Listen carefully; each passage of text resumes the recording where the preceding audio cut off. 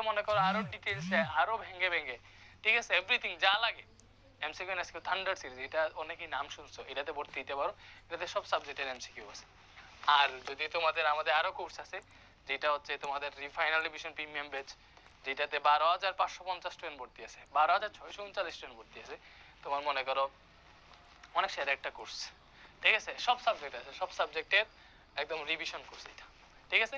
ওকে, এটা তো গেল, তোমার যেটা ইচ্ছা কিনতে পারো, নো প্রবলেম, বাট শুধুমাত্র এসকিউ, ফিজিক্সে এসকিউ নিয়ে তোমার প্রবলেম, মোস্ট ইম্পর্টেন্ট এসকিউ গুলো আমি পড়াই দিব আজকের এই ক্লাসে। সো ক্লাসটা দেখো, ইনশাআল্লাহ অনেক বেশি বেনিফিটেড হবা।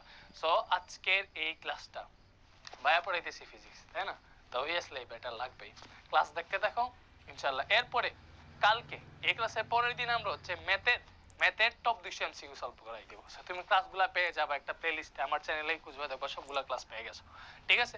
থ্যাংক ইউ, ক্লাস দেখতে দেখো। তো দেখো এখন হচ্ছে আমরা চ্যাপ্টার 1 এর সংক্ষিপ্ত প্রশ্ন সলভ করব, এসকিউ এসকিউ এসকিউ এসকিউ। দেখো ইনশাআল্লাহ, দেখো মোস্ট ইম্পর্টেন্ট যে এসকিউ গুলো আছে ওইগুলাই সিলেক্ট করছি, তো এগুলা থেকেই পরীক্ষায় আসার সম্ভাবনা খুব বেশি। তারপরেও এসকিউ হচ্ছে তুমি যদি 100% কমন ফলাইতে চাও, বইটা ভালো মতো রিডিং পড়তে হবে, বইয়ের থেকে কিন্তু আসবে। পদার্থবিজ্ঞানের উদ্দেশ্য কি বলতো? পদার্থবিজ্ঞানের উদ্দেশ্য হইতেছে প্রকৃতির রহস্য উদ্ঘাটন, প্রকৃতির নিয়ম বর্ণনা করা, মৌলিক সূত্রগুলোর অনুসরণের প্রযুক্তির উন্নয়ন করা, এটাই হচ্ছে আমাদের পদার্থবিজ্ঞানের উদ্দেশ্য। তো এসকিউতে সংজ্ঞামূলক যেগুলো আছে এগুলো তোমাদের সুবিধার জন্য আমি লিখে আনছি স্লাইডে, সমস্যা নাই। মৌলিক ও লব্ধ রাশির মধ্যে পার্থক্য দেখো। মৌলিক রাশি কি আমরা জানি, যেই রাশিটা অন্য কোনো রাশির উপর নির্ভরশীল না, সে নিজেই একাই 100, এটাই মৌলিক রাশি। আর লব্ধ রাশি কি, যেটা অন্য রাশির উপর নির্ভরশীল, এটাই বলবে। দেখো মৌলিক রাশি কি, যেসব রাশি অন্য রাশির উপর নির্ভর করে না কিন্তু অন্যান্য রাশি এদের উপর নির্ভর করে, তারাই মৌলিক রাশি। লব্ধ রাশি কি, যেসব রাশি মৌলিক রাশির উপর নির্ভর করে বা মৌলিক রাশি থেকে লাভ করা যায়, মানে মৌলিক রাশি থেকে যে রাশিগুলো আমরা পাই, কয়েকটা মৌলিক রাশি মিলা যে রাশিগুলো পাই ওগুলোই লব্ধ রাশি। মৌলিক রাশি স্বাধীন বা নিরপেক্ষ, আর লব্ধ রাশি স্বাধীন না, সে মৌলিক রাশির উপর নির্ভরশীল। সুন্দরভাবে এইভাবে বক্স করে দিলে 2 এর মধ্যে 2 পাবো, এবং পার্থক্য টাইপের এগুলা বেশি এসকিউতে আসার পসিবিলিটি আছে। 1 pm সমান কত am? দেখো এই যে 1 পিকোমিটার, 1 pm মানে কি পিকোমিটার, এটা মানে হচ্ছে 10 ইনভার্স 12 মিটার। বলো পিকোমিটার মানে কি 10 ইনভার্স 12 মিটার। আর am মানে কি, m মানে হচ্ছে 10 ইনভার্স 18 মিটার, m মানে হচ্ছে অ্যাটোমিটার। বুঝা গেছে? তাহলে দেখো 1 পিকোমিটার সমান হচ্ছে 10 ইনভার্স 12 মিটার। এই 10 ইনভার্স 12 মিটারে কেমনে লেখা যায় বলো তো? এই 10 ইনভার্স 12 রে আমরা 10 inverse 18 into 10 to the power 6 metre লিখতে পারি কিনা দেখো তো। তুমি এই 10 ইনভার্স 18, 10 ইনভার্স 18 এবং 10 টু দি পাওয়ার 6 গুণ দাও, 10 ইনভার্স 12 আসবে, আসবে না? বলো 10 ইনভার্স 18 কেন আনছি? কজ আমার পিএম রে এম এ নিতে হবে, অ্যাটোমিটারে নিতে হবে, অ্যাটোমিটার মানে 10 ইনভার্স 18 মিটার। তাহলে দেখো এখানে 10 টু দি পাওয়ার 6 আছে, 10 টু দি পাওয়ার 6 অলরেডি আছে, আর এই যে 10 ইনভার্স 18 মানে হচ্ছে অ্যাটোমিটার। তাহলে 1 পিকোমিটার সমান হচ্ছে 10 টু দি পাওয়ার 6 অ্যাটোমিটার। 1 পিএম সমান কত? 10 টু দি পাওয়ার 6 am। বুঝছো? এটা দেখে তোমরা সময়ের পিএম এম মনে করো না, পি মানে পিকোমিটার, এ মানে অ্যাটোমিটার। বুঝা গেছে? এইভাবে আরো অনেক কিছু আসতে পারে। মনে করো বললাম 1 ন্যানোমিটার সমান কত পিকোমিটার, এটা কেমনে করবা বলো তো? তখন লিখবা 1 ন্যানোমিটার, ন্যানোমিটার মানে কি বলো তো? ন্যানোমিটার মানে হচ্ছে 1 ন্যানোমিটার মানে হচ্ছে যে 1 ন্যানোমিটার, ন্যানোমিটার মানে হচ্ছে 10 ইনভার্স 9 মিটার। এখন বলো তো 10 ইনভার্স 9 আছে, তাহলে 10 ইনভার্স 9 পিএম এ যাইতে হলে পিকোমিটার মানে 10 ইনভার্স 12 আনতে হবে। তো 10 ইনভার্স 12 যদি আনে এই জায়গায় 10 টু দি পাওয়ার 3 দিতে হবে, তাহলে গুণ দিলে 10 ইনভার্স 9 থাকবে। বুঝতে পারছো? তখন আসবে 10 to the power 3, 10 to the পাওয়ার 3 টা মানে এটা মানে পিএম পিকোমিটার। এই তো এইভাবে দেখো যে বল একটা লব্ধ রাশি। দেখো বল লব্ধ রাশি কেমনে? যে রাশিগুলো মৌলিক রাশির উপর নির্ভরশীল ওইটাই লব্ধ রাশি। তো বল মানে হচ্ছে বল a physical two m A, M মানে কি বর, এ হচ্ছে ত্বরণ, বর ইনটু ত্বরণ। বর কি? তাহলে বর ইনটু ত্বরণ মানে কি? ত্বরণ মানে হচ্ছে আবার বেগ বাই সময়, ভালো মতো বুঝো। এরপরে দেখো ভর ইনটু বেগ আবার হচ্ছে সরণ বাই সময়, তাহলে সরণ ডিভাইডেড বাই সময় অলরেডি, এবং আরেকটা সময় নিচে আছে এজন্য সময় স্কয়ার হয়ে যাবে। তো বল মানে হচ্ছে বর ইনটু সরণ বাই সময় স্কয়ার। তুমি এখান থেকে ভালো মতো দেখো, বল, বর, সরণ, সময় তিনটা মৌলিক রাশির উপর নির্ভর করতেছে, এজন্য বল একটা লব্ধ রাশি। ঠিক আছে, এটাই আনসার। বল নিজে স্বাধীন বা নিরপেক্ষ নয়, সে তারে প্রকাশ করতে বর ত্বরণের দরকার হয়। ঠিক আছে, আবার ত্বরণের বিশ্লেষণ করে পাই বল সমান হচ্ছে বল সমান ভর ইনটু সরণ বাই সময় স্কয়ারের জন্য বল প্রকাশের জন্য ভর সহন ও সময় তিনটা মৌলিক রাশি প্রয়োজন, তাই বল একটা লব্ধ রাশি। ক্ষমতা মৌলিক রাশি নয়, লব্ধ রাশি। কেন? দেখো ক্ষমতা মানে কি, ক্ষমতা এইভাবে সুন্দর মতো লিখবা, ক্ষমতা মানে হচ্ছে কাজ বাই সময়, তাই না?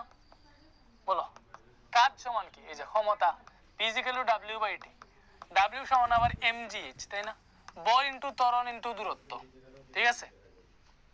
সরণ আর কি, যে কাজ মানে হচ্ছে বল ইনটু ত্বরণ ইনটু সরণ, ঠিক আছে? ডিভাইডেড বাই সময় আছে। তাইলে দেখো ত্বরণ, এই যে ভর আছে, এই যে ত্বরণ আবার হচ্ছে সরণ বাই সময় স্কয়ার। ত্বরণ মানে কি সরণ বাই সময় স্কয়ার ইনটু সরণ আছে এই জায়গায় ডিভাইডেড বাই সময়। তখন এটা এরকম হয়ে যাবে, দেখো পুরোটারে সুন্দর মতো লিখলে ভর ইনটু সরণ উপরে দুইটা হয়ে যাবে, সরণ স্কয়ার হয়ে যাবে, আর সময় স্কয়ার একটা আছে নিচে, আর একটা সময় আছে, সময় কিউব হয়ে যাবে নিচে। তাহলে দেখো এইটাই হচ্ছে তোমার মেইন শর্ত, যে ক্ষমতা মানে কি ভর ইনটু সরণ স্কয়ার ডিভাইডেড বাই সময় কিউব। হ্যাঁ এখানে উল্টা পাল্টা লিখছে, বল ইনটু সরণ, বল ইনটু ত্বরণ ইনটু সরণ বাই সময়।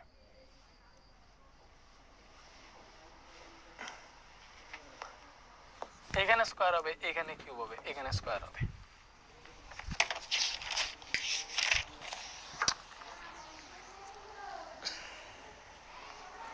এই যে এবার ঠিক আছে, সো বল ইনটু সরণ স্কয়ার বাই সময় কিউব।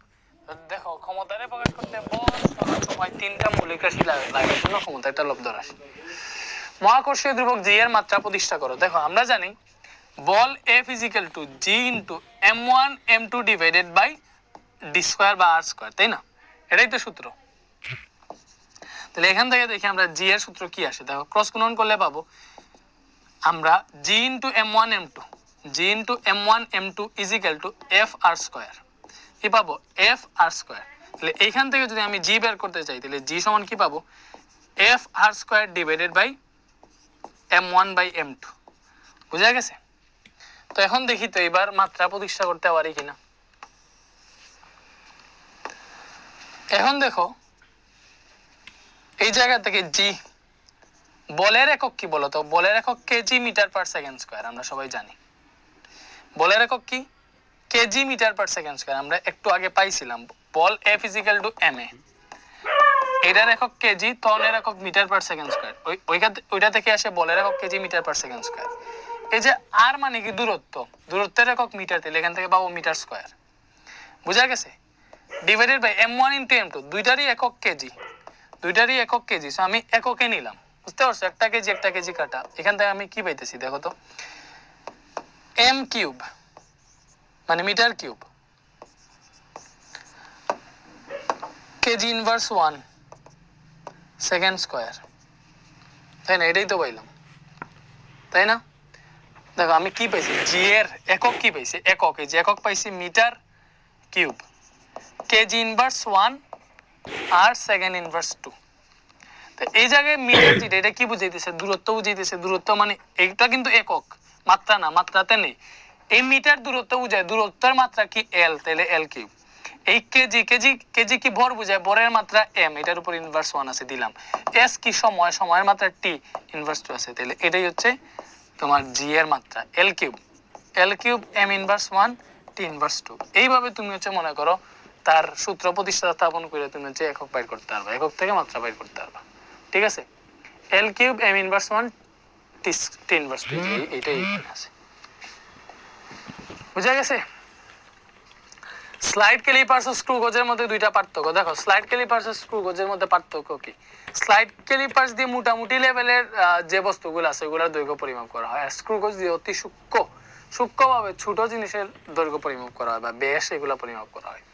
স্লাইড ক্যালিপার্স ও স্ক্রু গজের মধ্যে পার্থক্য দেখো, স্ক্রু গজের তুলনায় কম সূক্ষ্ম পরিমাপ করতে পারে। স্লাইড ক্যালিপার্স কি করতে পারে? স্ক্রু গজের তুলনায় কম সূক্ষ্ম পরিমাপ করতে পারে।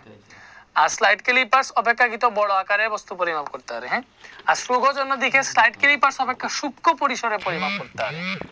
ঠিক আছে? প্রায় 0.001 সেন্টিমিটার পর্যন্ত নির্ভুল। আর স্লাইড ক্যালিপার 0.01 সেন্টিমিটার পর্যন্ত নির্ভুল হয়। স্ক্রু গজ খুব ছোট এবং সূক্ষ্ম বস্তু পরিমাপ করতে পারে, এটাই। আর স্লাইড ক্যালিপার্স অপেক্ষাকৃত বড় আকারে বস্তু পরিমাপ করতে পারে, আর স্ক্রু গজ খুব ছোটগুলা। বার্নিয়ার সমপতন 7 বলতে কি বোঝায়? এই যে বার্নিয়ার সমপতনের পার্টটা বুঝাইছি। বার্নিয়ার সমপতন 7 বলতে কি, বার্নিয়ার স্কেলের 7 নাম্বার দাগটা প্রধান স্কেলের